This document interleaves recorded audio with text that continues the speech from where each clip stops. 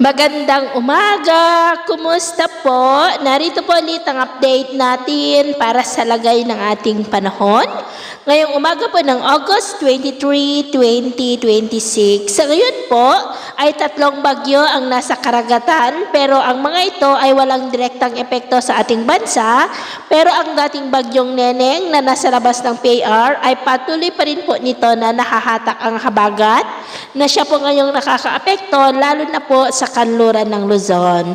At ang bagyo naman po na nasa silangan ng Visayas sa labas po ng ating PAR, about 1,090 km east ng Eastern Visayas ay taglay ngayon ang lakas ng hangin na maabot po hanggang sa 55 km per hour at sa ngayon wala pa naman pong direktang epekto sa ating bansa.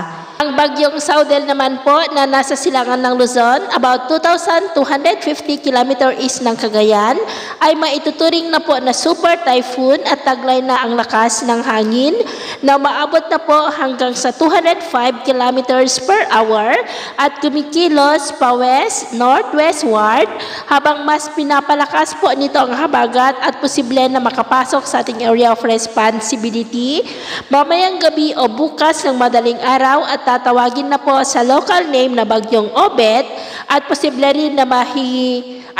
rin po na mahigop nito ang isang bagyo na nasa silangan nga po ng Visayas. At maliban sa mga bagyo ngayon ay posible pa na may mabuo na mas malakas na bagyo sa susunod na linggo na siya pong patuloy na magpapalakas ng habagat.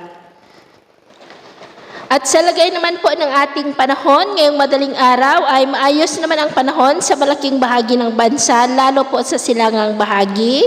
Pero dahil pa rin sa habagat ay may tsansa ng mga isolated rains sa ilang bahagi po ng Batanes, Zambales, Bataan, Oriental Mindoro, ilang bahagi po ng Antique, Bacolod at Sipalay. At mamaya ay sisikat naman po ang araw sa malaking bahagi ng bansa, lalo sa silangang bahagi.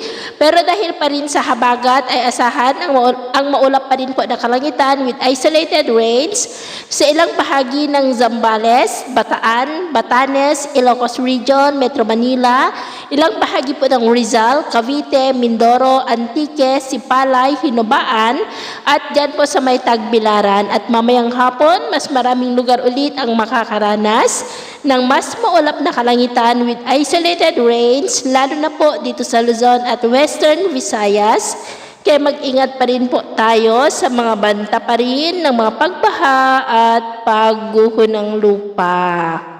At sa atin naman pong mga baybayin, dahil pa rin sa habagat ay iwasan na muna natin ang papalaot sa kanlurang baybay ng Central Luzon, Northern Luzon Seaboard at Extreme Northern Luzon Seaboard dahil ang mga alon ay posible po na aabot hanggang sa 1.8 to 3 meters height.